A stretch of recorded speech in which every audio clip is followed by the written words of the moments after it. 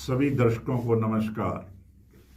जय भारत, जय गुरुदेव। भारत मीन्स देश, भारत, भा मीन्स अग्नि, रत मीन्स लीन।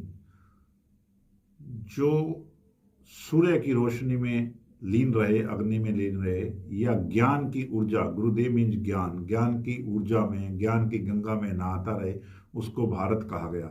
और भारत एक ऐसा देश है इस ग्लोब पे, इस भूमि पे, इस अर्थ पे, जहाँ की संसार के सारे मौसम, सारे वेदर, सभी तरह के नेचुरल रिसोर्सेज, यहाँ पे पहाड़ भी हैं, या नदियाँ भी हैं, या बीचेज भी हैं, या स्नो भी है, एवरीथिंग इज देयर।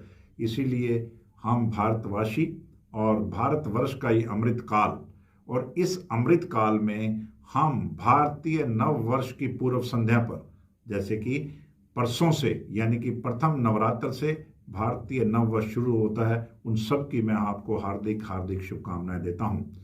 क्योंकि मैं प्राउड भारतीय हूं और हमेशा भारत और भारत के झंडे की बात करता हूं। भारतीय संस्कृति शुरू से ही इस दुनिया की सबसे पुरानी सभ्यता और संस्कृति है, जिसने दुनिया को जीना सिखाया। बीच में दुनिया भटक रही थी और फिर भारत भी भटक गया था। दुनिया भटक गई थी तो भारत भी भटक गया था। अब भारत भी केंद्र बिंदु पे आ रहा है और दुनिया फिर मार्गदर्शन लेने के लिए हमारे से उत्सुक है। क्यों? हमारे शरीरों से नहीं, हमारी जो संपदा है, हमारी संपदा है क्या कि वैदिक साइंस, और वैदिक साइंस से जो भी दिनचर्या, जो भी जीवन शैली भारत में बनी, और यदि हम इसका विश्लेषण करें तो इस विश्लेषण में करें साइंटिफिक रूप से, मेडिकल रूप से, तो उस विश्लेषण में हम ये पाते हैं कि हमारी कोई भी धार्मिक प्रक्रिया या क्रिया है, उसके पीछे बहुत बड़ी साइंस है। जैसे नव वर्ष के साथ साथ हमारे नवरात्र भी शुरू हो रहे हैं। नवरात्रों में जो भी हमारी व्यवस्था बनाई गई है, बदलते हुए मौसम में कैसा खान पान होना चाहिए, हमें फास्टिंग करनी चाहिए, आज की साइंस और रादर होलिस्टिक वेलनेस की यदि बात करूं, हमारी नेचुरोपैथी, हमारी आयुर्वेदा, हमारे जिसमें कि डाइट का बहुत विशेष महत्व है।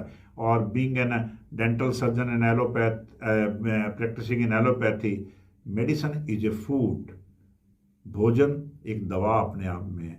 और ये सभी बातों का, और शल्य क्रिया, यदि सर्जरी की बात करूं तो गणेश जी, जो हमारे भगवान गणेश जी को हम पूजते हैं, वो शल्य क्रिया का आचार्य, सुश्रुत संहिता और सभी ऋषि मुनियों का इतना पुराना सजीव उदाहरण है कि आज भी लोग उससे प्रेरणा लेते हैं।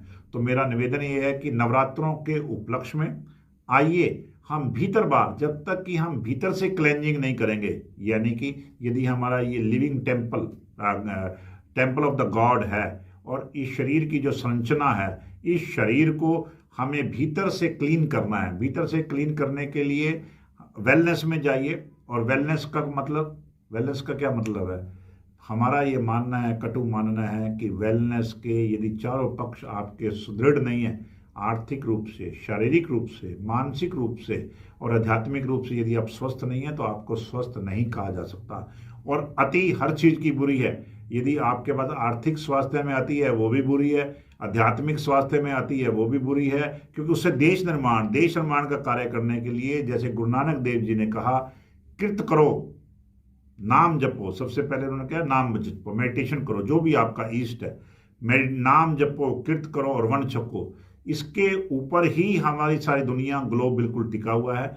और नवरात्रों के उपलक्ष्य में, जहाँ की हम नारी शक्ति की, माँ दुर्गा के सभी रूपों की, कभी शक्ति के रूप में, कभी सरस्वती के रूप में, शिक्षा के रूप में, कभी किसी के रूप में पूजा करते हैं, तो उनका असली साइंटिफिक महत्व समझें, उनको अपने जीवन में अपनाएं।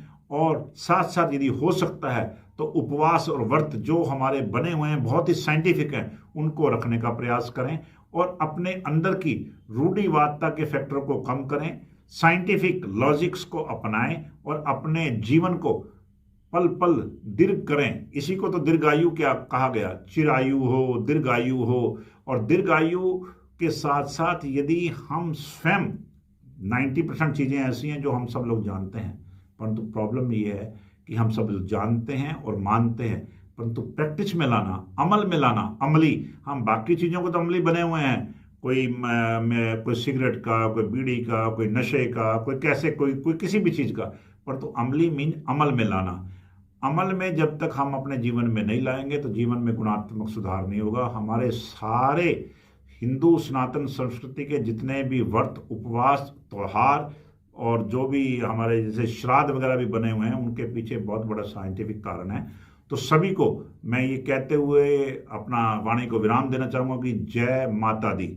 जय माता, एक तो भारत माता, दूसरी भूमि माता, तीसरी अपनी यदि माता जी जीवित है तो वो माता, और चौथी जो हमारे जितने भी हमारे पूज्य ईष्ट हैं उनके पीछे के महत्व को समझते हुए, और आपको आने वाले नवरात्र की, नव वर्ष की हार्दिक शुभकामनाएं। धन्यवाद। जय भारत, जय गुरुदेव।